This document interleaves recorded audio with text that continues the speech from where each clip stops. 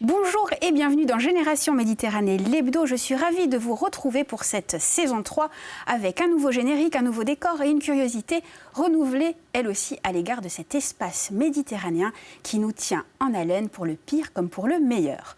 Au sommaire de cette première émission, les grands enjeux et les défis qui attendent les acteurs méditerranéens à la lumière des jeux d'influence qui agitent ce monde. Vous l'aurez compris, aujourd'hui, nous parlons de la Méditerranée de demain en compagnie de notre invité, Monsieur Patrick Lefebvre. Bonjour. Bonjour à vous. Merci d'avoir accepté notre invitation. C'est moi qui vous remercie de m'accueillir sur ce plateau. Alors, vous êtes directeur des sessions méditerranéennes et des hautes études stratégiques au sein de l'Institut FMES pour Fondation méditerranéenne des études stratégiques. Ça fait beaucoup de stratégie, elle sera au cœur de notre émission. Mais avant cela, une question personnelle. Qu'y a-t-il de plus méditerranéen en vous ?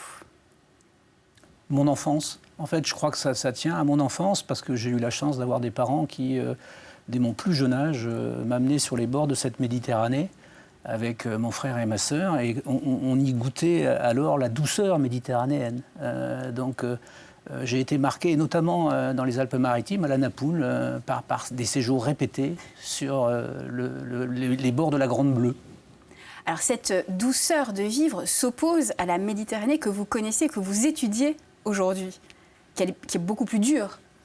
Alors indéniablement, la Méditerranée n'est pas aussi douce qu'elle y paraît. Et effectivement, c'est un facteur, c'est un bassin chrysogène. Il l'est dans son histoire, mais il l'est encore aujourd'hui. Et on le voit au travers des influences des acteurs, qu'ils soient régionaux ou mondiaux, dans ce bassin méditerranéen. Pour mieux la comprendre, l'Institut FMES organisera les 27 et 28 septembre prochains à Toulon les premières rencontres stratégiques de la Méditerranée. Et j'ai envie de vous dire enfin, puisque cet espace, en tant qu'entité propre, est ignoré depuis trop longtemps. Qu'est-ce qui a motivé la création de cet événement ? La création de la FMES, de la Fondation méditerranéenne d'études stratégiques, l'idée était déjà là. Mais c'est vrai qu'on a attendu très longtemps, puisque la FMES est née en 92. Et on a voulu marquer un rendez-vous de haut niveau, associant des personnalités de différents secteurs, universitaires, industriels, militaires, pour pouvoir débattre des grands enjeux qui affectent la Méditerranée aujourd'hui. Donc c'est un rendez-vous qui va se tenir les 27 et 28 septembre prochains, ouvert à tous, et qu'on va pérenniser dans le temps. On organisera ces rencontres annuellement, et on espère, et on n'a pas de doute sur ces perspectives, d'avoir plus de monde participant au débat. Les tables rondes seront thématisées autour de 3 grands piliers, la géopolitique, la géostratégie et la technologie. On parlera donc environnement, climat, énergie, migration, des choses très concrètes, mais une notion semble commune à tous ces rendez-vous, c'est la sécurité. Aujourd'hui, alors je caricature, je force le trait évidemment, est-ce que ce n'est que ça, la Méditerranée, un espace à sécuriser, quel que soit le domaine concerné? Alors c'est un espace qui offre de formidables opportunités. La Méditerranée n'est pas que ça. Mais dans un monde, dans un environnement où on le voit bien, la conflictualité s'exprime d'une façon très, très forte, à nos portes, en Ukraine notamment, les effets induits dans cet espace méditerranéen sont multiples. Dans le bassin méditerranéen, au Moyen-Orient, les jeux d'influence, les puissances régionales, l'insécurité liée à des facteurs qui peuvent être multiples, des facteurs de tension qui existent depuis longtemps, mais aussi de nouveaux facteurs économiques, les gisements d'hydrocarbures en Méditerranée orientale, avec une tension entre la Grèce et la Turquie évidente.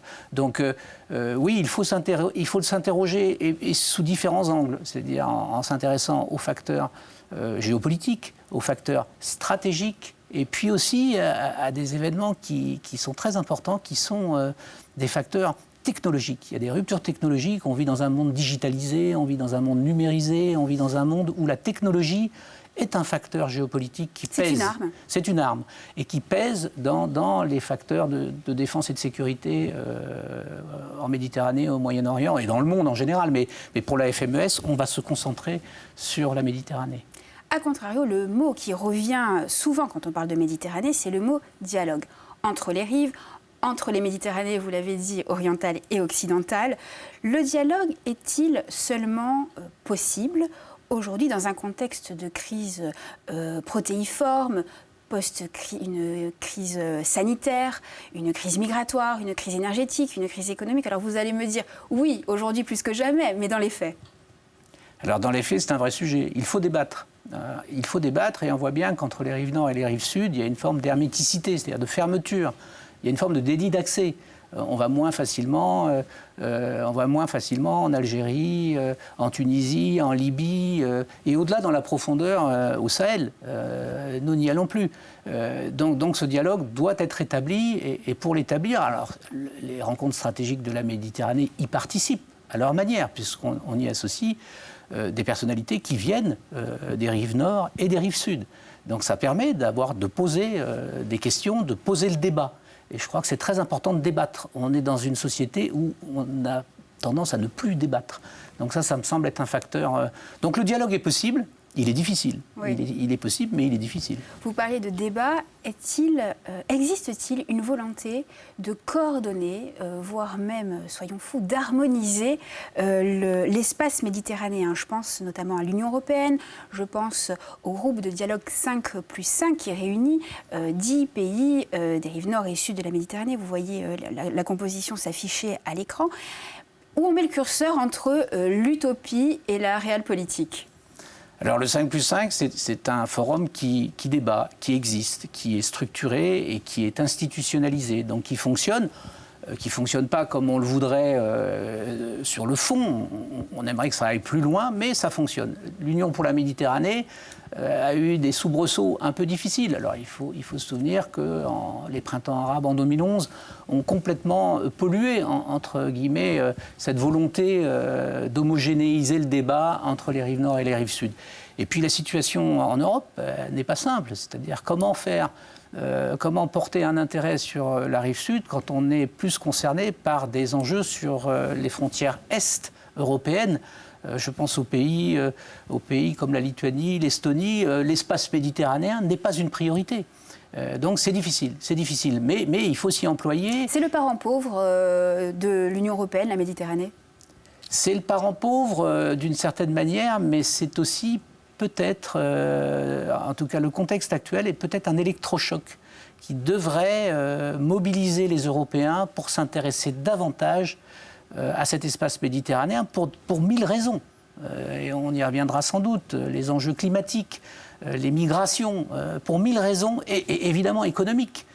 D'ailleurs, la situation internationale actuelle pèse sur l'économie mondiale, elle pèse sur les pays de la rive sud. Qu'est-ce qui fait que le déclic n'a pas encore eu lieu ? La Méditerranée pour l'Europe et pour l'Union européenne est synonyme de crise, point barre. Ce n'est pas synonyme de richesse, ou alors des richesses à retirer, à s'accaparer. Pas à développer, ce n'est pas un espace à développer. Je crois que le débat entre l'Europe et les rives sud va devoir prendre forme. À l'horizon 2050 et au-delà, on aura 25% de la population mondiale qui sera d'origine africaine. Le facteur démographique est un facteur tout à fait important à prendre en compte dans les équilibres géopolitiques. Donc l'Europe devra s'y intéresser. Je pense qu'il y avait d'autres sujets.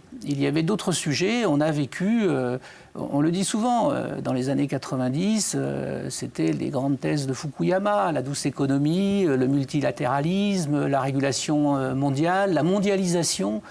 Et finalement, la succession des crises que nous avons vécues ces dernières années, a commencé par des crises comme celle du Covid, ont marqué un repli sur soi de certains États et une vraie difficulté, et on n'a jamais parlé autant aujourd'hui de souveraineté, d'autonomie.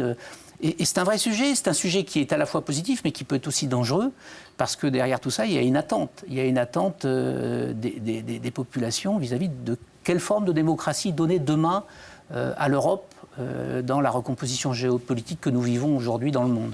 Est-ce que la politique, la diplomatie ont-elles encore un mot à dire aujourd'hui ? La diplomatie a évidemment un Les mot à diplomates dire. seront présents d'ailleurs. Les diplomates, on aura énormément d'ambassadeurs des deux rives qui vont participer aux rencontres stratégiques de la Méditerranée. Et les diplomates renouent avec la guerre. C'est un mot qu'on refusait d'employer. La continuation de la politique par d'autres moyens, c'est Clausewitz, c'est la guerre. Et on voit bien que dès lors qu'il n'y a plus de solution politique, la guerre revient. Le sentiment que, en tout cas, ça n'engage évidemment que moi, mais on en débattra à l'occasion des rencontres stratégiques de la Méditerranée, c'est que la conflictualité n'est plus celle que nous avons vécue pendant les 20 dernières années. Cette forme d'asymétrie rencontrée en Afghanistan, cette asymétrie liée au terrorisme, nous revivons une conflictualité plus classique. C'est un peu cynique de le dire, mais on revit des images de bombardements massifs que les populations ont oubliées. Oui, tout à fait. En dehors de celle de la génération de mes parents. Nous n'avons pas connu la guerre. Et donc on revit ça. Donc c'est effectivement dans le monde de la diplomatie, ça démontre qu'il va falloir travailler. Dialoguer, prendre en compte, écouter, beaucoup écouter les autres aussi, ça c'est très important. Pour continuer dans le cynisme, le chaos et le désordre régional profitent à quelques-uns, les régimes autoritaires, les puissances émergentes. Donc qui au final a intérêt à ce que la situation s'apaise en Méditerranée ? Alors elle profite. Et aux portes de la Méditerranée. Elle profite, c'est vrai, mais il faudra s'intéresser à la temporalité. Oui. Est-ce qu'elle profitera dans le temps ? Donc il est vrai qu'on assiste dans le monde méditerranéen à la mise devant le fait accompli. On agit sans interroger son voisin. Ce qui s'est passé en Méditerranée orientale avec les gisements d'hydrocarbures en est la démonstration. Il y a une forme de territorialisation maritime qui s'est installée entre la Turquie et la Libye. Donc il y a un jeu des puissances régionales qui, évidemment, dès lors que vous n'êtes pas actif dans le champ de la diplomatie, dans le champ de l'action, les puissances qui veulent s'imposer s'imposent. Et tant que personne ne dit rien, elles vont continuer de s'imposer. Mais nous verrons dans le temps, parce que la crise, la guerre en Ukraine pose ce problème. Tout le monde observe, et notamment les pays qui sont des puissances émergentes, observent la Russie. Mais il y a une des tables rondes d'ailleurs. Il y a une table ronde qui sera après l'Ukraine. Et en fait, après l'Ukraine, qu'est-ce qu'on fait après l'Ukraine ? C'est plus le déluge. La question, c'est plus de se poser que sera la Russie demain après l'Ukraine. Alors vous avez deux options. C'est une puissance évidente qui va s'affirmer à l'échelle internationale et qui va influencer les rives sud, ou c'est une puissance qui va démontrer son incapacité à rayonner de sa puissance alors qu'on s'attendait à ce qu'elle le fasse, parce qu'elle sera en situation d'échec, et ça va changer la donne dans la recomposition géopolitique mondiale. C'est un vrai sujet, c'est ça la vraie question. L'après-Ukraine aura lieu, mais la vraie question, c'est sous quelle forme ? Quels sont les pays qui vont vraiment, et l'Europe probablement, a sa carte à jouer. Et quelques mots sur l'OTAN, également en Méditerranée, et comprendre les États-Unis. En Méditerranée, ils sont au cœur des tensions. Le président Macron avait diagnostiqué la mort cérébrale de l'Alliance. Force est de constater qu'elle bouge encore. On va voir des images de la session plénière de l'OTAN qui s'est tenue à Madrid en juin dernier. C'est la mainmise des États-Unis sur la Méditerranée, alors qu'ils s'en étaient un petit peu détournés avant. Encore une fois, je pense que les opérations menées par l'OTAN au titre d'opérations de coalition, de circonstances, comme on l'a fait en Afghanistan avec l'ISAF, ont démontré, d'abord ça s'est mal terminé, puisque les Américains ont décidé le retrait il n'y a pas très longtemps, et donc l'OTAN n'avait plus d'engagement en termes de sécurité collective. Et aujourd'hui, la démonstration est faite que l'OTAN tient sa place en tant qu'acteur de sécurité collective. Elle tient sa place à l'échelle internationale et elle tient sa place pour les Européens. Donc les Européens... On s'y attendait ? On s'y attendait. On aurait dû s'y attendre. Il faut penser l'impensable. Il faut penser l'impensable, parce que si on revient sur la guerre ukrainienne, cette guerre, d'ailleurs, on peut être pardonné de perdre. On ne peut pas être pardonné d'être surpris. Nous avons été surpris au moment où elle s'est déclenchée le 24 février dernier. Mais si on remonte l'histoire, en 2014, dans le forum de Normandie, le format informel avant les accords de Minsk, enfin, il y avait des vrais sujets. Donc l'OTAN est une machine c'est une machine qui a des processus. Et dès lors que les processus sont mis en œuvre par les acteurs qui arment cette organisation internationale, ça fonctionne. Ça fonctionne très bien. Elle l'a démontré pendant 50 ans. Elle pourrait le démontrer dans les années qui viennent.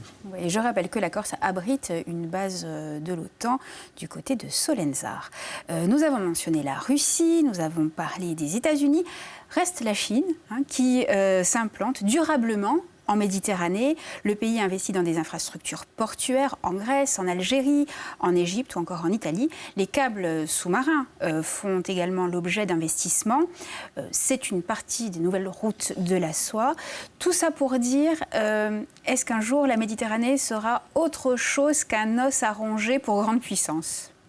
Vraie question. La Belt and Road Initiative, comme le disent les anglo-saxons sur les nouvelles routes de la soie, ça a fait l'objet d'un thème d'étude des sessions méditerranéennes. Ça sera l'objet d'un débat sur la composition géopolitique du monde à l'occasion de nos rencontres stratégiques de la Méditerranée, sur la Russie, sur la Chine, sur les États-Unis.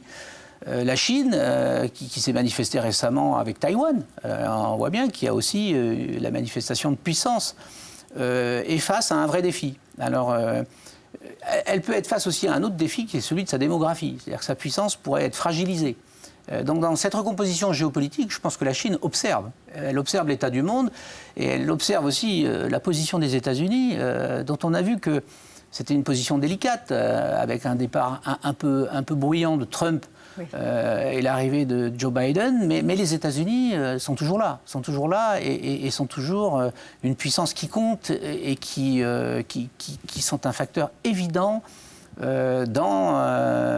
parmi ceux qui vont compter dans la recomposition géopolitique du monde. Alors Patrick Lefebvre, on va reparler des grandes puissances, mais aussi des puissances émergentes en Méditerranée. Avant cela, je vous propose de découvrir notre nouveau rendez-vous, c'est la Minute Med, un concentré de Méditerranée.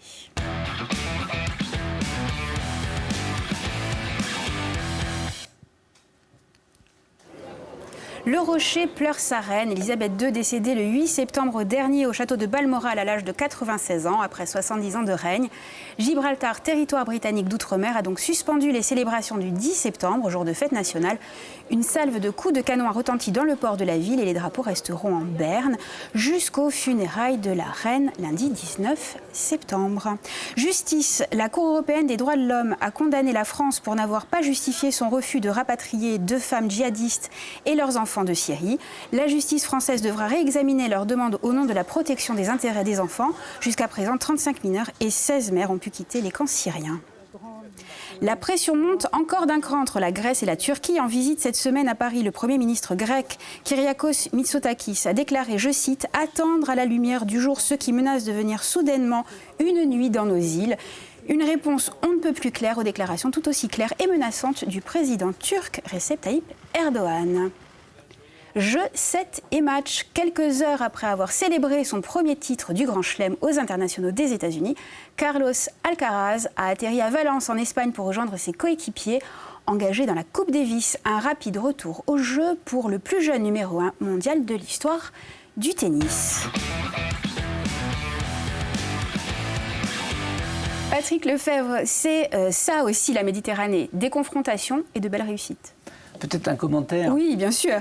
Sa Majesté nous quitte. En fait, le message est peut-être beaucoup plus fort qu'on ne le pense. C'est-à-dire qu'il y a une aspiration, peut-être, une attente des Français, pas seulement des Français, des Européens oui. et peut-être d'autres pays sur la forme de la démocratie. C'est une monarchie, donc c'est quand même assez particulier, mais en tout cas, la reine a traversé l'histoire. La stabilité. Elle a traversé l'histoire, donc elle a connu beaucoup de chefs d'État, elle a une forme de stabilité. Le Royaume-Uni a une forme de stabilité, même si ça s'est terriblement contracté dans le temps. Elle incarne la grandeur oui. que le Royaume-Uni a représentée, mais en même temps une sorte de stratégie persévérante. Quand vous avez des changements réguliers, avoir une stratégie persévérante n'est pas simple. Ça, c'est le premier commentaire. Deuxième commentaire, la Turquie et la Grèce, ça reste un sujet. Ça reste un sujet évident. C'est une puissance émergente. C'est une puissance régionale émergente. C'est une puissance qui va jouer sur plusieurs tableaux. Et en tout cas, la Turquie est membre de l'OTAN.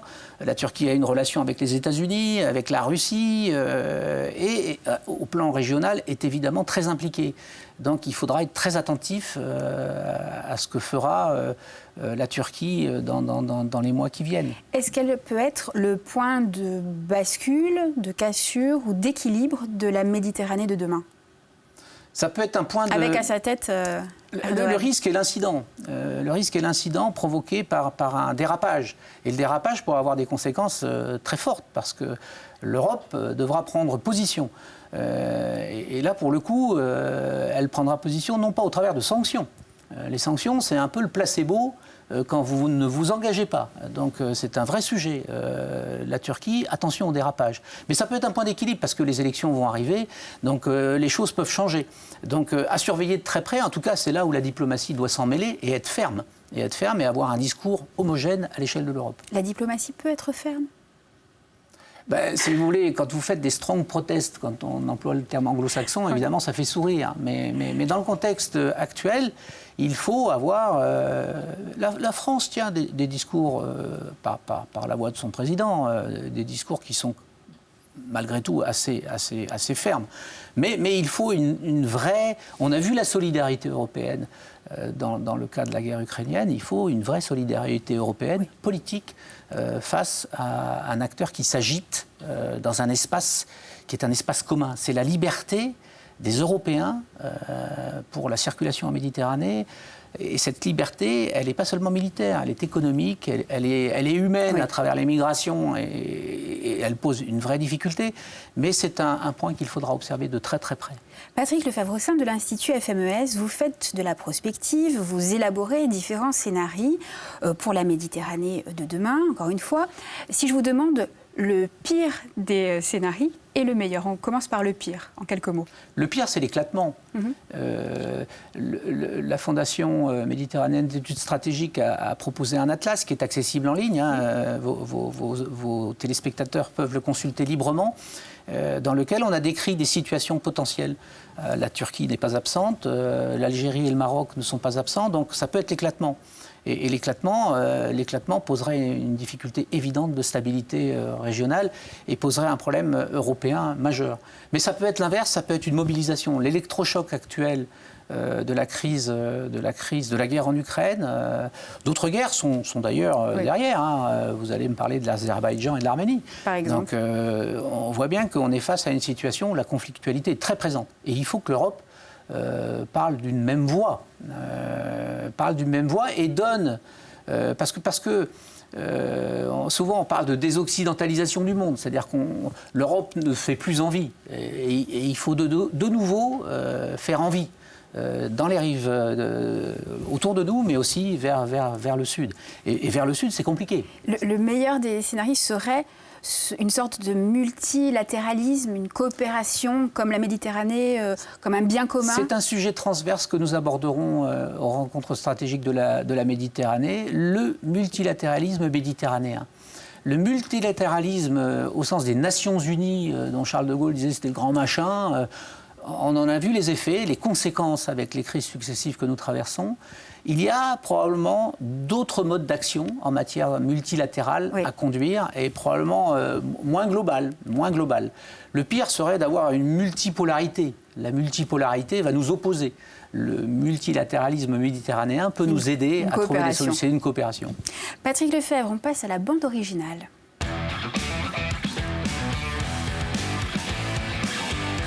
Alors après le tumulte méditerranéen, place au calme, à la pureté du son de Nikos Kypourgos, compositeur grec qui signe le titre Blue, extrait de l'album Sweet Sweet, interprété par l'Orchestre symphonique de Thessalonique. Vous nous expliquez votre choix, Patrick Lefebvre ? Il faut s'ouvrir sur le monde. Oui. Moi, j'ai des enfants qui ont fait un Erasmus en Grèce et ils m'ont proposé Manos Hadjidakis comme compositeur, avec cette interprétation de Nikos Kypurgos. Et le bleu, c'est la Méditerranée. Donc finalement, ça envoie un message. Mais cette musique étant très, très, très calme, elle évoque qu'il n'y a pas d'écume sur la mer, que c'est le calme. Et c'est ça que nous recherchons, en fait, pour nos enfants. Et dans les rencontres stratégiques, on va débattre. Ça sera probablement des débats difficiles, mais il faut débattre pour prendre en compte les éléments qui peuvent perturber cette douceur méditerranéenne qui, moi, avait marqué mon enfance et qui, aujourd'hui, m'occupe beaucoup sur un champ plus agité dans les débats que nous avons avec nos partenaires.